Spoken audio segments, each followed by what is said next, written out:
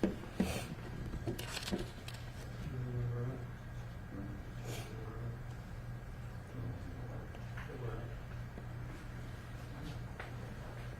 we're up.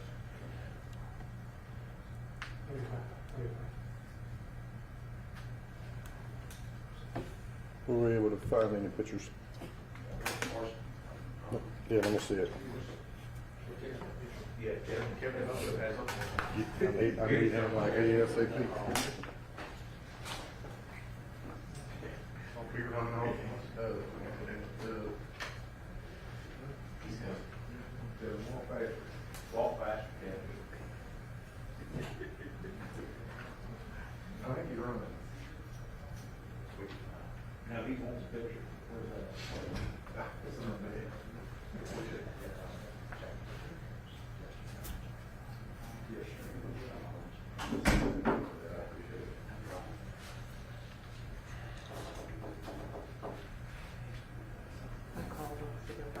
Yeah, they just sent out.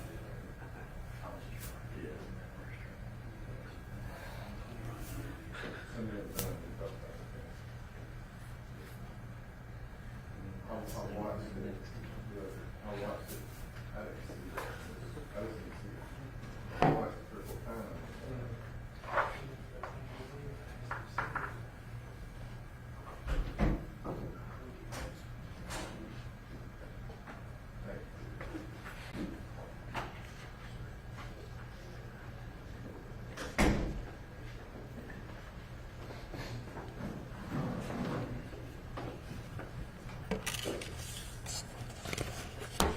You guys ready now?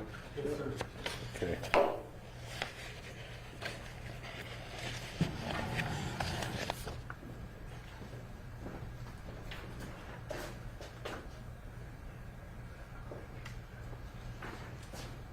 Okay.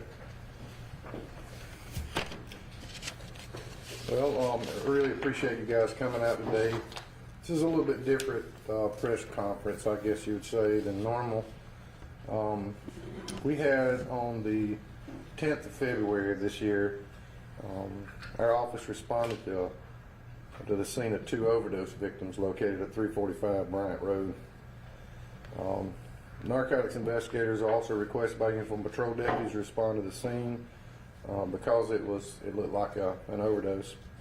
I'll shorten it down a little bit for you. Our investigators did a wonderful job by looking back at all the affiliates and all the things that we could prove, and we came up with a suspect that had sold this lady some heroin that was apparently laced with fentanyl. The person I'm fixing to show you that was arrested on April 14th on an unrelated case for trafficking methamphetamine and possession with intent to distribute methamphetamine, and has remained incarcerated since then. This is the lady that this is Brittany Nicole Cash. This is the lady that we charged with the trafficking and possession of methamphetamine. One of the ladies that died in the result of her selling heroin laced with fentanyl is this sweet young lady right here. Her name is Carson Emery. There was another lady that was in the room with her that was also deceased. And let me get her name, I'm sorry.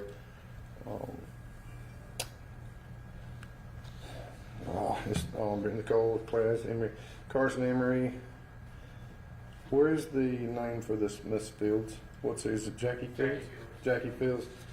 Okay, I'm sorry, that's not on my notepad here. Mrs. Jackie Fields was also found in the room with Carson Emery. So let me kind of tighten this back up. This is the lady that sold the heroin, we think, to Mrs. Fields and to Mrs. Carson. We can prove it with Mrs. Carson. Not able to prove it with the other lady yet.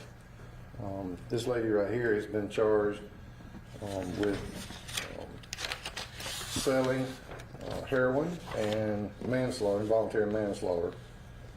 Now, this is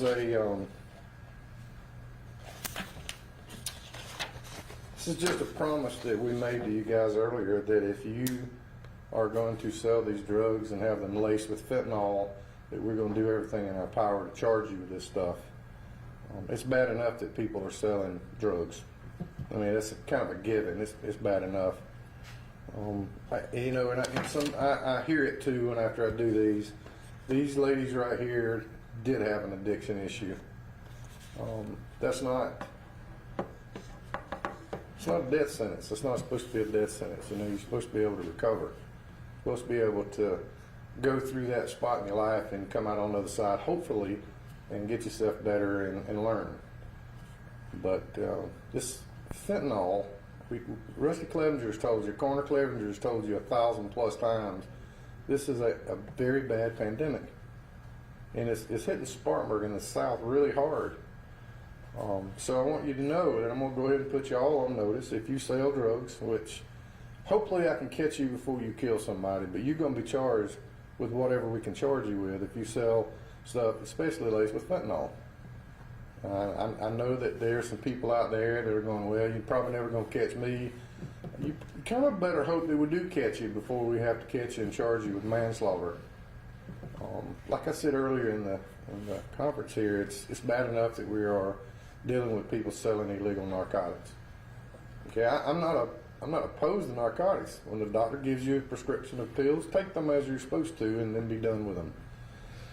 If and whatever, you know, because medicine's really not bad. It's the abuse of it that is really bad. I know that this young lady Carson right here will never be brought back because of a charge. I don't think this makes everything okay with the mom and everybody that loved her. But it is our way of speaking for her and saying that, you know, her life did matter even though she was an addict. And so for Mrs. Fields. And if we can charge this girl and can prove that this lady brought the drugs to both of these, we'll charge her with that one too. So I want the Fields family to know that we're still working really hard. It's harder for us to prove it than it is for us to know it. It's just the way it is. There's a lot of things we know, but there's a whole smaller number, a way smaller number than what we can actually prove in a court of law. So I'm going to go ahead and put you guys on notice that we're working these cases as much as we can. And we're going to speak for these victims. We are. Sometimes we're going to speak very loudly and very plainly, and sometimes we're just going to speak. But we are going to do our best that if you are caught selling anything with fentanyl in it or anything illegal, that we're going to do our very best to put you in jail. I'm not aggravated and mad at the addicts. You know, you can be addicted to food, you can be addicted to cigarettes, you can be addicted to Mountain Dews. I mean, there's a lot of things you can be addicted to. And I'm not mad. I'm not mad at you or upset, or I don't look down my nose at you for that. But there's help out here. There's help for you. I know the one thing that'll help us all, and I always get these little dingers on Facebook and whatever, but his name's Jesus Christ. He's the only one that can really set you free from all this stuff. We can give you all these programs, but if you don't buy into it and clean yourself up, you know, we're just giving you ammunition, I guess. But we want you to know that. We want you to know that we still pray for you. We pray that somehow or another your life is changed by that. And if you're having an addiction issue, I mean, this young lady right here, prime of her life, I don't know how she got addicted to this stuff, don't care. But she was. You know, and now she's dead because somebody sold her something that was terrible. And that is absolutely a risk that you run when you buy stuff off the streets and you don't get it from a doctor. So I'm asking the addicts, if you are listening to this and you feel so moved and need some help, let's help you. We'll try.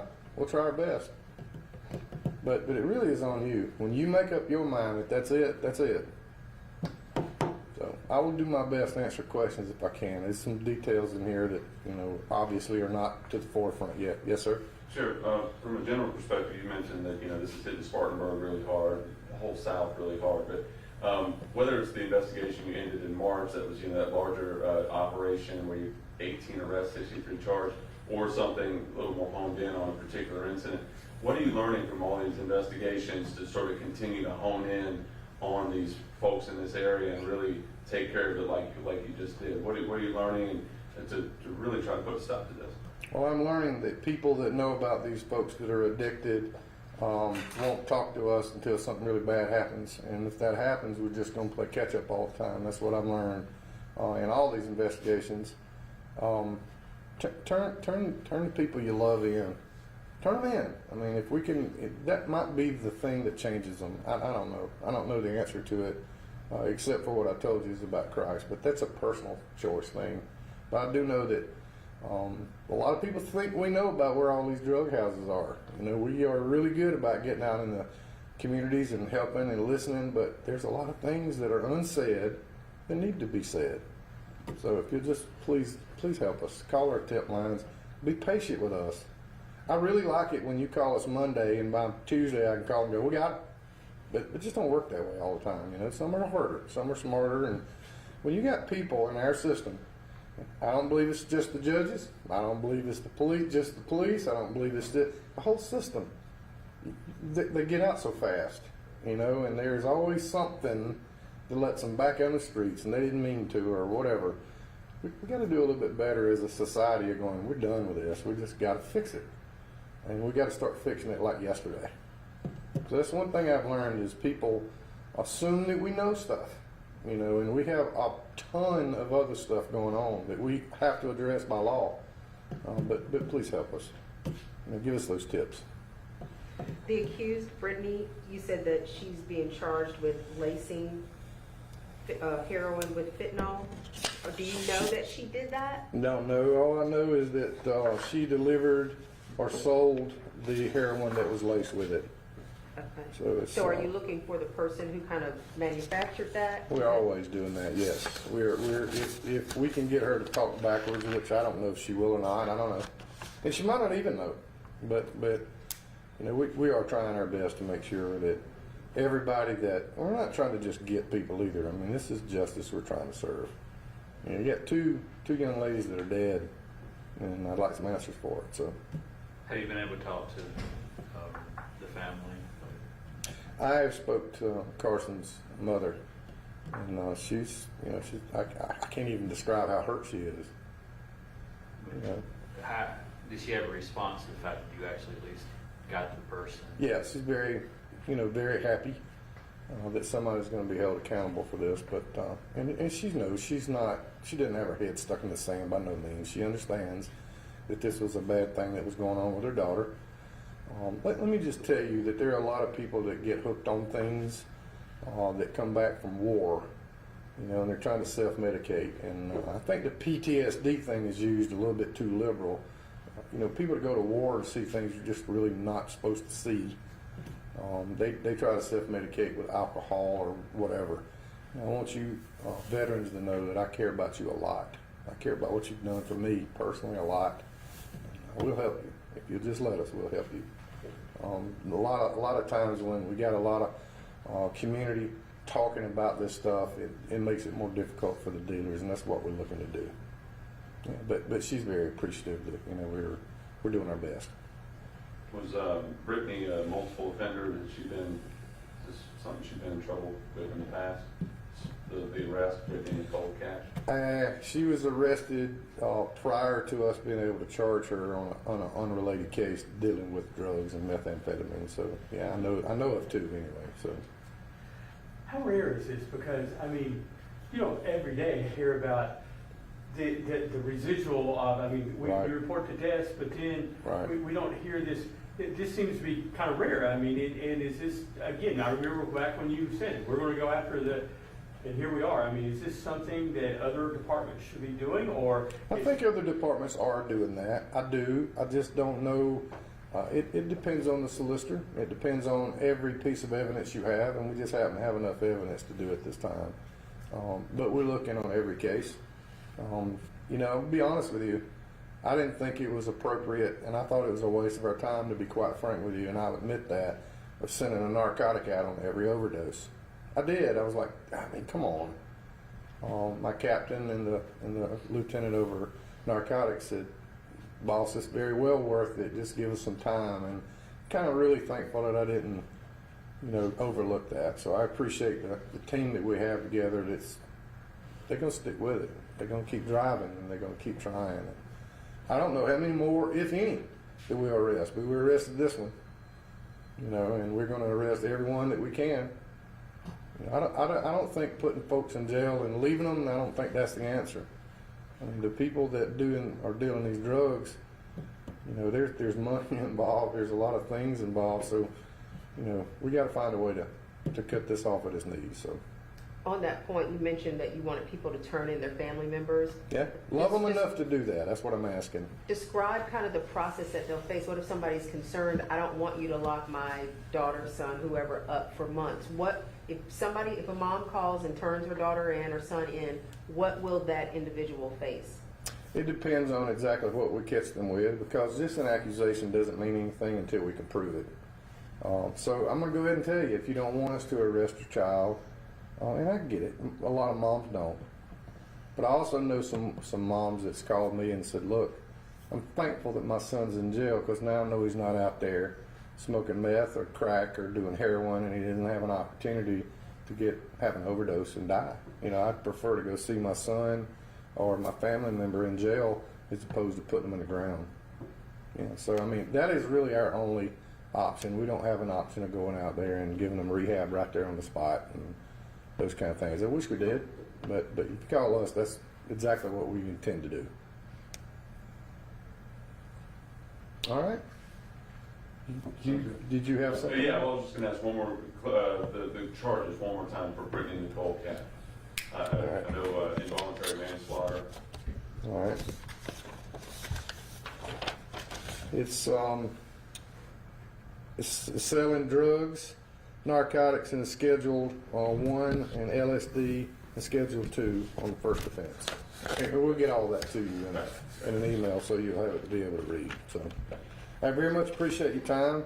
I told you this was a little different press conference because normally, like you said, we report these deaths, we report that these things are going on, but to actually be able to put, you know, a face with this young lady right here, I mean, it's never going to bring her back. That's the sad part about it. But the good part about it is it serves notice to let you know that we are not just talking, we're working real hard. So proud of the team too. All right, thank you guys. Can we get those pictures, just take pictures of those pictures? You can take pictures of them, we'll send them to you. All right. But this one of Miss Carson, yeah, you're more than welcome to take that. Okay. Or take a picture of it. Can we ask you a question off topic in front of our camera? Are you with 7? Yes. Well, yeah, hang on a minute, I'll need it again. Yes. I know in the press release you sent out, you said that you don't have any details, but we wanted to know for the Parker Road death investigation,